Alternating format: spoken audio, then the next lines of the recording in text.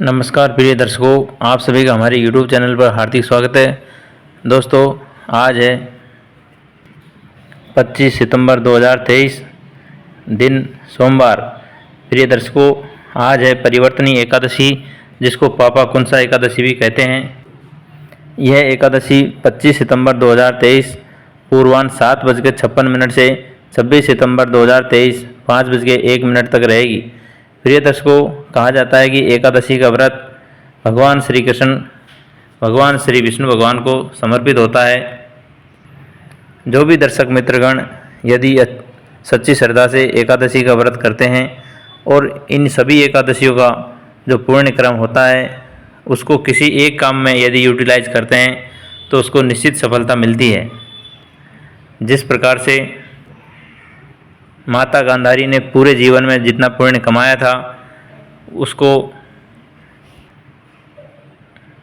माता गांधारी को भगवान श्री कृष्ण ने समझाया था कि माँ, यदि आप चाहो तो इस पुण्य क्रम को किसी अच्छे काम के लिए लगा सकती हो और आप चाहो तो किसी भी काम में लगा सकती हो। तो माँ गांधारी ने अपने पुत्र दुर्योधन की जान बचाने के लिए लगा दिया। लेकिन दोस्तों, कहते हैं कि जो होनी होती है उसको कोई टाल नहीं सकता है। माया से प्रेरित होकर के दुर्योधन ने केले के पत्ते लपेट लिए थे। उसी जगह पर माँ गांधारी का जो वरदान था, जो शक्ति थी, उसका असर नहीं हुआ और भीम ने उसकी जांघ तोड़ करके उसको पहुंचा दिया स्वर्गलोक। दोस्तों, इस प्रकार से किसी भी आप यत्न करते हैं और जतन करते हैं, व्रत करते हैं, तप करते हैं, तो उसका पाप संचित होता रहता है, पुण्य संचित होता है और उस पुण्य को आप किसी भी काम में लगा सकते हैं। परिवर्तनी एकादशी की कथा किस प्रकार से है, सबसे पहले किसने किया तथा इस व्रत को रखने की क्या विधान है। दोस्तों, एक बार पांडु नंदन अर्जुन ने कहा, हे प्रभु, भादो शुक्ल पक्ष की एकादशी का क्या नाम है, इसके व्रत का क्या विधान है, उस एकादशी के उपवास को करने में किस फल की प्राप्ति होती है। श्री कृष्ण भगवान, कृपा करके आप सभी मुझे बताइए। श्री कृष्ण ने कहा, हे पार्थ, भाद्रपद माह की शुक्ल पक्ष की एकादशी को जयंती एकादशी भी कहते हैं। इस एकादशी की कथा को सुनने मात्र से ही सभी पापों का शमन हो जाता है, मनुष्य स्वर्ग का अधिकारी बन जाता है। इस जयंती एकादशी की कथा से नीच पापियों का भी उद्धार हो जाता है। यदि कोई धर्मपरायण मनुष्य एकादशी के दिन मेरा पूजन करता है तो मैं उसको संसार की पूजा का फल देता हूँ। जो मनुष्य मेरी पूजा करता है उसे मेरे लोक की प्राप्ति होती है, इसमें तनिक भी संदेह नहीं है। जो मनुष्य इस एकादशी के दिन भगवान श्री वामन का पूजन करता है वह तीनों देवता अर्थात ब्रह्मा, विष्णु, महेश की पूजा करता है। हे पार्थ, जो मनुष्य इस एकादशी का उपवास करते हैं उन्हें इस संसार में कुछ भी करना शेष नहीं रह जाता है। इस एकादशी के दिन भगवान विष्णु करवट बदलते हैं, इसीलिए इसे एकादशी को परिवर्तनी एकादशी भी कहा जाता है।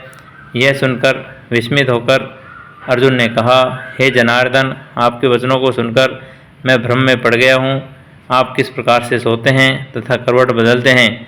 आपने बलि को क्यों बांधा और 52 रूप धारण करके क्या लीलाएं की? चातुर्मास की व्रत कथा का क्या विधान है तथा आपके शयन करने पर मनुष्य का क्या कर्तव्य है? कृपा करके आप मुझे विस्तार पूर्वक बताइए। भगवान श्री कृष्ण ने कहा, हे कुंती पुत्र अर्जुन, अब तुम समस्त पापों को शमन करने वाली इस कथा को ध्यानपूर्वक श्रवण करो। त्रेता युग में बलि नामक एक असुर था। वह अत्यंत भक्त, दानी, सत्यवादी तथा ब्राह्मणों की सेवा करने वाला था। वह सदा यज्ञ और तप किया करता था। अपनी इसी भक्ति के प्रभाव से वह स्वर्ग में देवेंद्र का स्थान पर राज्य करने लगा। देवराज इंद्र तथा अन्य देवता इस बात को सहन नहीं कर सके और भगवान श्री हरि के पास जाकर के प्रार्थना करने लगे। अंत में मैंने 52 रूप धारण किया और तेजस्वी ब्राह्मण बालक के रूप में राजा बलि पर विजय प्राप्त की। यह सुनकर अर्जुन ने कहा, हे लीलापति, आपके 52 रूप धारण करके उस बलि को किस प्रकार से जीता? कृपा करके आप सब यह मुझे विस्तार पूर्वक बताइए। भगवान श्री कृष्ण ने कहा, मैंने 52 रूप में धारण करके राजा बलि से याचना की कि हे राजन, आप मुझे 3 पग भूमि का दान दे दो।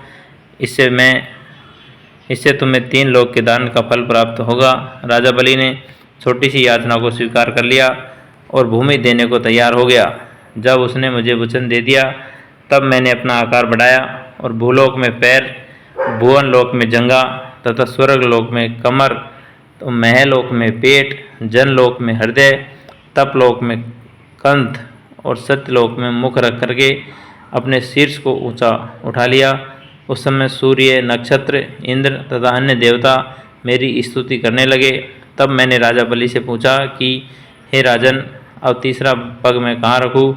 इतना सुनकर राजा बलि ने अपना शीर्ष नीचे कर दिया, अर्थात माथा झुका लिया। तब मैंने अपना तीसरा पग उसके सिर पर रख करके इस प्रकार से देवताओं के हित में मैंने अपने उस असुर भक्त को पाताल लोक में पहुंचा दिया। तब वह मुझसे विनती करने लगा। मैंने उससे कहा कि हे बलि, मैं सदैव तुम्हारे साथ रहूँगा। भादों में शुक्ल पक्ष की परिवर्तनी एकादशी के दिन मेरी एक प्रतिमा राजा बलि के पास रहती है और क्षीर सागर में शेषनाग पर शयन करती रहती है। इस एकादशी को विष्णु भगवान सोते हुए करवट बदलते हैं। इस दिन त्रिलोकी के नाथ श्री भगवान विष्णु की पूजा की जाती है। इसमें चावल, दही सहित चांदी का दान किया जाता है।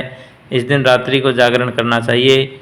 इस प्रकार उपवास करने से मनुष्य सभी पापों से मुक्त होकर स्वर्ग को जाता है। जो मनुष्य पापों को नष्ट करने वाली इस एकादशी की व्रत कथा को सुनते हैं उन्हें अश्वमेध फल की प्राप्ति होती है। प्रिय दर्शकों, इस कथा का सार, दान करने के उपरांत मनुष्य को कभी अभिमान नहीं करना चाहिए। जैसा कि आप सभी जानते हैं कि राजा बलि को दान का अभिमान हो गया था, इसीलिए स्वयं भगवान विष्णु आकर के उसका समन करते हैं, उसको पाताल लोक में पहुंचा देते हैं। भले से वो असुर था चाहे देवता था, लेकिन दोस्तों ये जो घमंड होता है, ये अहंकार होता है, ये किसी भी चीज़ का नहीं लाना चाहिए। नहीं तो एक दिन राजा बलि की तरह आपको भी पाताल में जाना पड़ेगा।